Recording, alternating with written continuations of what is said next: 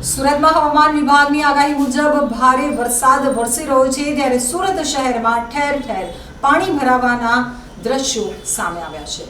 સુરત શહેર અને જિલ્લામાં અનરાધાર વરસાદ વરસી રહ્યો છે, જેના પગલે ઠેર ઠેર પાણી ભરાવાની સ્થિતિ સર્જાઈ છે।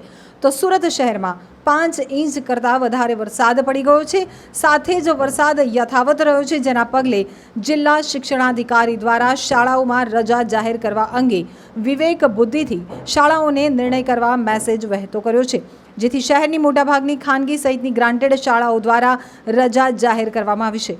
ઘૂંટણસમાં પાણી ભરાતા અશ્વિન કુમાર ખાતે આવેલ ગરનાળું બંધ કરી દેવામાં આવ્યું છે।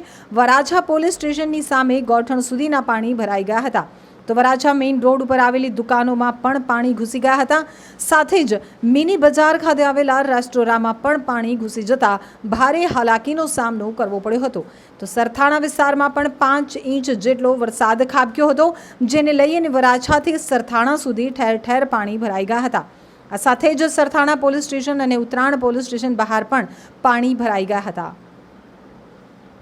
વીઆઈપી રોડથી લઈને સરથાણા સુધીમાં નીચાણવાળા વિસ્તારમાં પાણી ભરાયા હતા, જેને પગલે 2 વ્હીલર 4 વ્હીલરથી લઈ નીકળેલા લોકોને હાલાકીનો સામનો કરવો પડ્યો હતો।